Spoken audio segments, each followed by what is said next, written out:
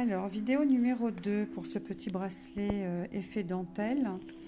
Du coup, j'ai effectué 7 cocos.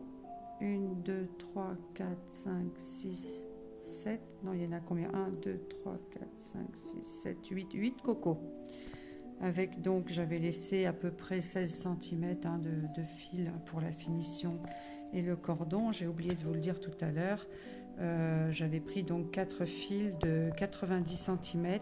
Prévoyez éventuellement 1 mètre au lieu de 90 cm pour être sûr, tout au moins pour un premier bracelet. Et après, vous verrez si vous en faites d'autres, si vous pouvez vous permettre de raccourcir vos fils pour éviter le gaspillage. Alors, je vais enfiler deux brins dans les 2 brins du centre dans ma perle centrale numéro 6. Et puis, je vais fermer mon chapeau chinois. Enfin, ma coco, quoi. Donc, je vais venir entourer la perle. Alors, je prends mon guide de gauche. J'avais terminé mon chapeau chinois ouvert. Et maintenant, je vais faire un point baguette. Donc, mon fil tisseur sort sur l'intérieur. Donc, je vais prendre mon guide dans la main droite, aller chercher mon fil tisseur par en dessous et exécuter un point baguette. Donc, un point à l'extérieur, un point à l'intérieur. Et puis, on va faire une tentative si un point baguette suffit derrière derrière ce point baguette, on va voir si un point basique suffit. Donc avec 2 actions, 1 et 2, donc c'est dans le même sens. Ensuite, je vais chercher mon fil tisseur suivant, 1 et 2, point basique, hein. Et puis un fil qui sort de la perle, 1 et 2. Voilà, je pense que ça devrait le faire. Je vais chercher ensuite mes fils côté droit, mon guide que je viens mettre vers la gauche en diagonale. Je prends mon fil noir qui est le fil tisseur numéro 1. Je vais exécuter un point baguette. Alors, il sort vers l'intérieur, donc je prends mon guide dans ma main gauche. Je vais chercher mon fil tisseur par en dessous et j'exécute un point baguette. Alors, donc, une fois à l'extérieur, je change de main mon guide et je vais chercher mon fil tisseur par en dessous. Et je fais ma deuxième action vers l'intérieur. Ensuite, je change de main mon guide. Je vais chercher mon fil tisseur par en dessous. Et cette fois, j'ai décidé de faire un point baguette. Donc, 2 fois dans le même sens. 1 et 2. Ensuite, je vais chercher mon fil tisseur suivant. Un point baguette. 1 et 2.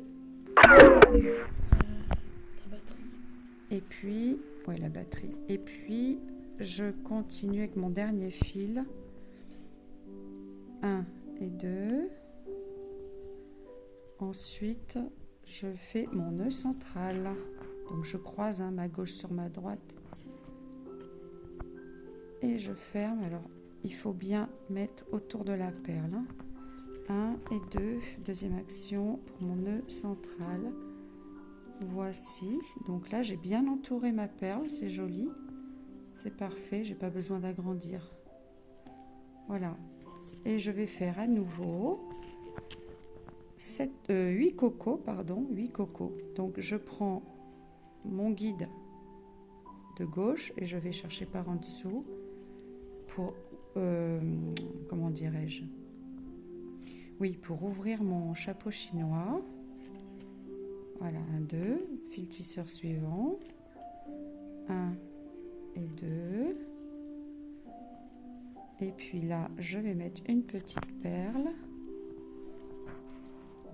Pour faire comme au-dessus, hein, une perle de chaque côté. Voilà. Ah, le 0,75 a 3 brins. Et souvent, le troisième, il embête. Voilà, il faut rentrer les les 3 dedans, la petite perle. C'est un peu l'inconvénient du 0,75. Voilà, et donc je le positionne en point basique sur mon guide de gauche. Ensuite, je fais pareil à droite. Donc, premier fil tisseur, 1, 2, 1, 2, ah, le petit dernier où il faut enfiler la perle.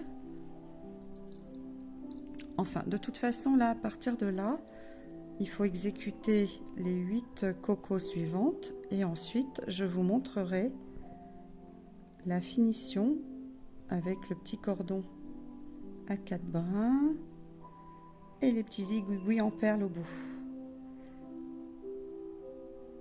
Alors, là, hop là. Ça va être un peu compliqué ces petits brins-là. Bon, là, je vais m'embêter avec le petit dernier là. Et voilà. Donc patience, patience hein, avec le 0,75. Voilà, alors sous mon guide, c'est mon dernier fil tisseur. Première action, deuxième. Voilà, donc là on voit bien que j'ai ouvert mon chapeau chinois. Maintenant je vais aller le fermer. Et donc ça fera encore une coco et ainsi de suite jusqu'à 8. Et donc du coup, vous voyez, voilà, je vais exécuter tout ça. Et ensuite on fera la petite finition comme je vous ai dit. À tout à l'heure!